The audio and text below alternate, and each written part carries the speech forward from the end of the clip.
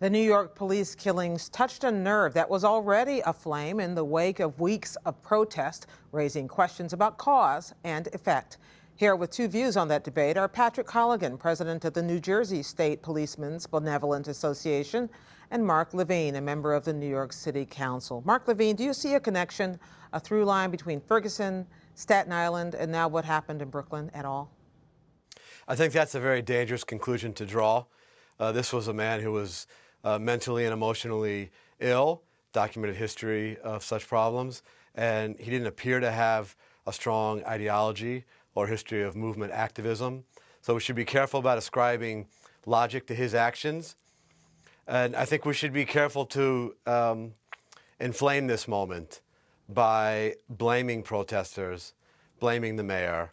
I think we all need to unite and grieve at the loss of two of our own and pause for a moment to reflect and remind each other that we have a responsibility to care for citizens and police united.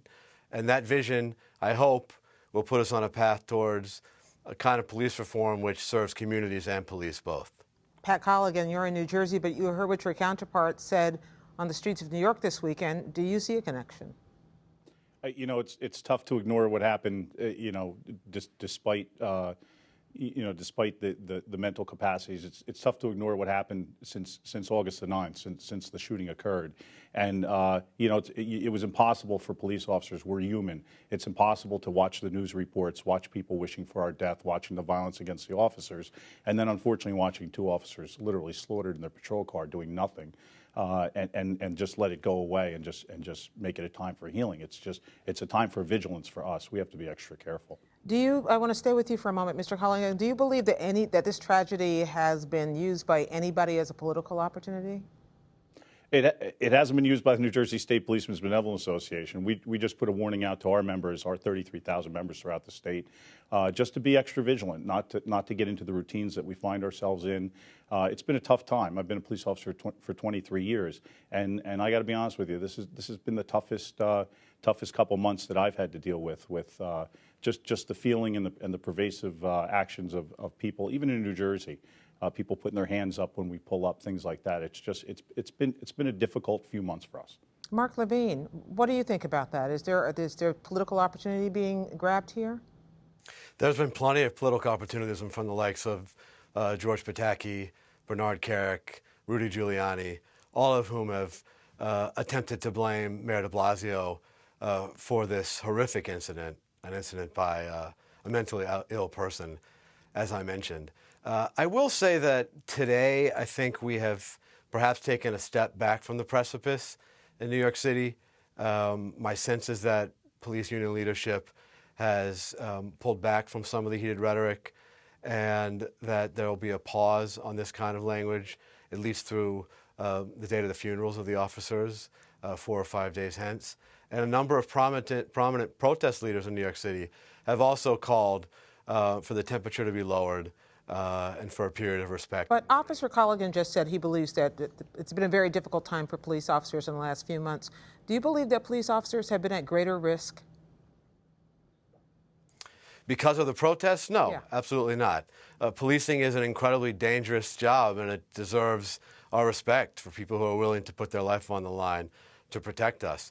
But the facts are that the number of police killings are down dramatically if you take the perspective of several decades. In 1971, there were 12 officers killed in the line of duty in New York City. This year, there were 2. One death is one too many, and we need to do everything in our power to prevent it. But the city does remain safer today for the general population and for police, arguably, than at any point in its history. Officer Colligan, do you think that this was about one deeply troubled individual, or was it about a symptom of something larger? Look, the problem is we had one individual come up on Saturday and again, murder 2 police officers. But what the media doesn't have access to and what the general public doesn't have access to are the law enforcement reports, the credible threats against us. We get those. We've gotten a lot in the last 48 hours. Not only credible threats, but arrests have been made. I think there was an arrest in New York made today, arrest by the Secret Service in Tennessee, and other arrests. So to say that it's one individual coming up, that's pretty disingenuous, to be honest with you. Do you think that I'm going to stay with you, Officer Colligan. Do you believe that our nation's leaders or mayors like Mayor de Blasio or in other public settings are weakened by these debates, or is it a debate that we need to have? I think the debate that needs to be had, you know, the vast majority of police officers throughout this country, I'll speak throughout the country, are hardworking, dedicated police officers. And to watch the protests in New York and wish the death of cops, I'm all about a peaceful protest. You know, you watch, I see the die-ins in Grand Central Station. That's a peaceful protest, and the people are getting their point across. But when you're throwing garbage cans off of a level of a bridge and you're punching police officers in the face, and of course murdering two in a police car, it's tough not to, you know, I don't know what they're missing here.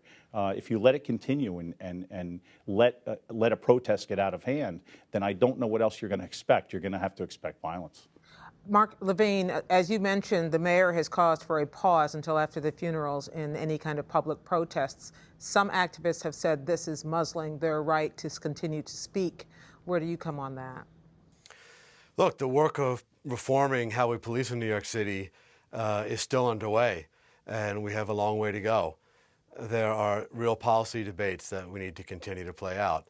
But I think we need to do them understanding that we have a chance to make policing safer for communities and for cops themselves. When we install cameras as part of standard gear for police officers, we're not only protecting communities, helping to build trust, but we're giving officers a defense against unwarranted accusations.